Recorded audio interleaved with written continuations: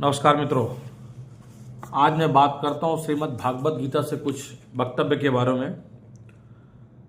जो कुछ है वह ब्रह्मा ही है।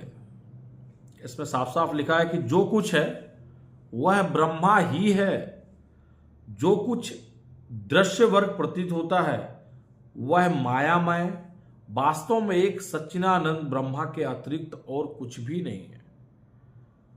जो भी हमको चारों तरफ प्रतीत होता है वो मायामय है, उसके सिवा और कुछ नहीं।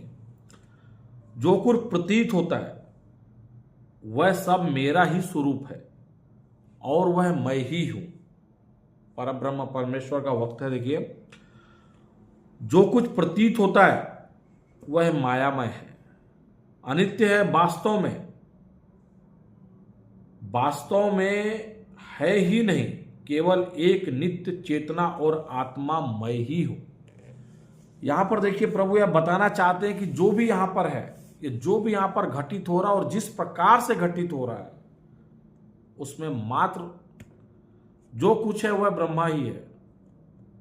और जो हम इस कलयुग में आपस में एक साथ रह रहे हैं, चल रहे हैं, फिर रहे हैं, वो मात्र मायामय है।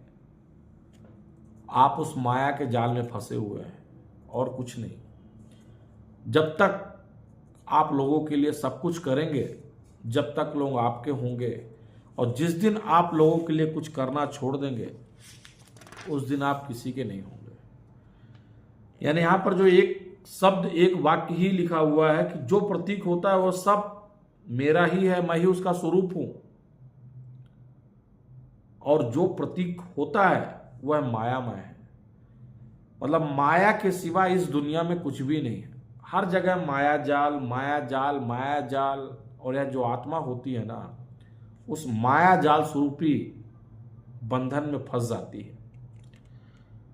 परंतु यह उसको पता कैसे चलता है कि आज मैं फंस गई?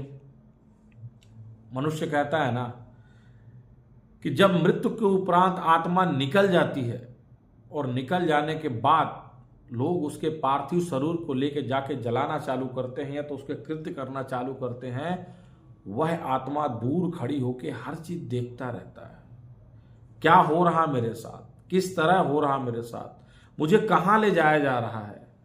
जब देखते हैं कि जो मेरे अपने थे वो मेरे लिए रो रहे हैं, जो मेरे पराये थे वो भी मेरे लिए रो रहे हैं, जो मेरे बहुत बड़े दुश्मन थे वो भी मेरे लिए रो रहे हैं। क्या बात है, आज सब मेरे लिए रो रहे हैं। उस टाइम वो आत्मा रोती है कि काश ये तो मेरे बहुत बड़ा दुश्मन था, पर आज मेरे लिए आंसू बहा रहा है। धन्य। जीते जी कभी मेरे से कुछ बात नहीं की, आज मरने के बाद इतना ज्यादा आंसू क्यों बहा रहा है? माया तड़फड़ाती है यार, ये सब माया जाल है। बोले जब तक दिन जिंदा था, जब तक मेरे बहुत दुश्मन थे, मरने के बाद आज सभी दुश्मन आकर मेरे लिए रो रहे हैं। धन्यवाद चीज। इसीलिए बोलते हैं कि जो प्रतीक होता है वो मायामय है। आप हर चीज माया के आश्रित होकर देखना चाहते हैं, परंतु यह भी बात सही है, माया है तो हम सब हैं।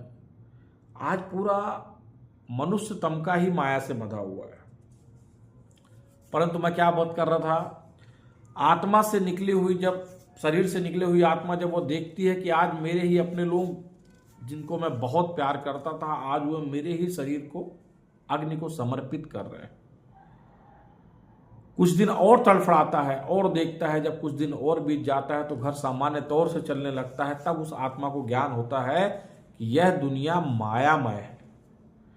जब तक मैं था सब मेरे थे, जब मैं चला गया तो सभी मेरे पराये हैं।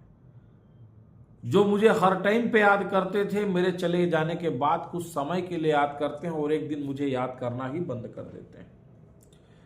इसीलिए कहा गया इस धरती में जो कुछ है वह ब्रह्मा ही है। जो हो रहा वो भी ब्रह्मा के आदेश से हो रहा, जो होने वाला है वो भी ब्रह्मा के आदेश से ही होगा। परंतु जो प्रतीक होता है उसमें सब में मैं ही हूं, यानी भगवान ब्रह्मा ही है। और जो सच में प्रतीक होता है वह सब मायामय है। इसीलिए लगाव किसी से इतना कीजिए जिससे आप जी सके। अगर कहीं ज्यादा लगाव करेंगे तो वह लगाव आपके लिए जीने लायक नहीं रहेगा। क्या होता है, कहते हैं ना कि ज्यादा मिठास में कीड़े पड़ जाते हैं। तो प्रेम उतना ही करो कि कीड़े ना पड़ सके। अगर आप ज़्यादा प्रेम करेंगे और अगर उसमें कीड़े पड़ गए तो वह बहुत ही टाइप की समस्या पैदा कर देगा। इसीलिए हर एक चीज़ जो श्रीमद् भागवत गीता में लिखा है उसको जरूर पढ़ेंगे। उसका हर एक भावार्थ एक बहुत ही अच्छा कुछ ना कुछ आपको दे के जाएगा। मैं तो नम्र निवेदन ही पढ़ रहा हूं, निवेदन में कुछ ही लाइनें पढ़ रहा हूं कि जो प्रतीक होता है वह मायामय है, जो प्रतीक होता है वह मायामय है। अगर मैं इसी तरह ये पहला वक्तव्य ही पढ़ा, उसका दिल को छू गया, बहुत अच्छा लगा।